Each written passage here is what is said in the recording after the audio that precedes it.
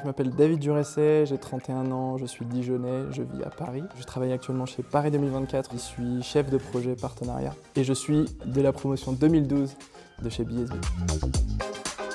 J'ai été chef de projet chez Sport Market, puis responsable de clientèle, j'y suis resté 5 ans. Je suis parti chez RMC, m'occuper de l'organisation des événements autour de la chaîne RMC Sport. Et ensuite je suis parti vivre au Japon pendant 2 ans, où j'ai occupé des métiers qui étaient plutôt en lien avec le business et le marketing sportif. Je suis revenu en France et en France j'ai commencé chez Paris 2024. Je peux commencer mes journées assez tôt avec un call avec la Chine ou le Japon et mes partenaires qui s'y trouvent pour parler par exemple de problématiques d'hospitalité autour de Tokyo 2020.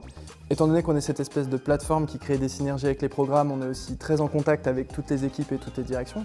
Et puis je peux terminer mes journées avec d'autres calls sur la partie plutôt Pacifique et États-Unis. Je dirais que ce serait d'être là où je suis actuellement. Organiser les jeux, c'est très bien, mais les organiser à la française, c'est encore mieux. Ça veut dire les organiser d'une manière exceptionnelle et d'essayer d'être innovant tous les jours et tous à notre poste. C'est un parcours un petit peu particulier puisqu'en fait, j'ai fait BSB en alternance et j'avais ce besoin d'aller tout de suite me confronter au monde professionnel.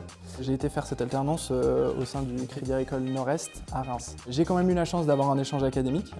Je suis parti à Monterrey au Mexique. J'étais dans la business school qui s'appelle EGADE Business School. J'ai vécu BSB d'une manière très sérieuse.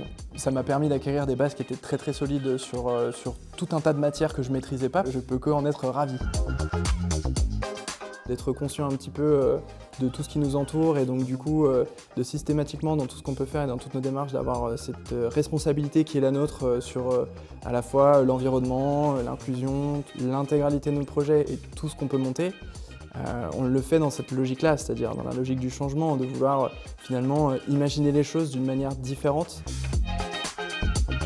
J'attends déjà que ce soit une personne qui soit très ouverte. Je pense que c'est quand même très important d'avoir un côté humain qui soit très fort pour pouvoir s'inquiéter des problématiques qui sont les nôtres aujourd'hui. Ce côté de ne pas avoir peur. On a cette chance d'avoir beaucoup de jeunesse qui tente des choses.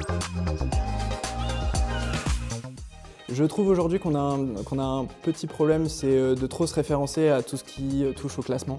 Sortir d'une grande école, mais juste faire 1, des mauvais stages, 2, des mauvais choix à la sortie, ça mène finalement pas à grand chose. Je leur conseille de surtout ressentir les choses, se rendre dans cette école, essayer de s'y sentir bien. Le plus important, c'est d'être face à quelqu'un qui nous inspire. Formateur, accélérateur et enabler. Enabler dans le sens possibleur, rendre possible les choses. Ne pas du tout avoir peur de postuler à tout quand on sort d'un entretien et qu'on se dit qu'on est face à quelqu'un qui est 1, créatif, 2, humain et voire même un peu inspirant. Peu importe en fait ce qui a marqué sur son CV, d'où il vient ou autre, ça peut faire la différence.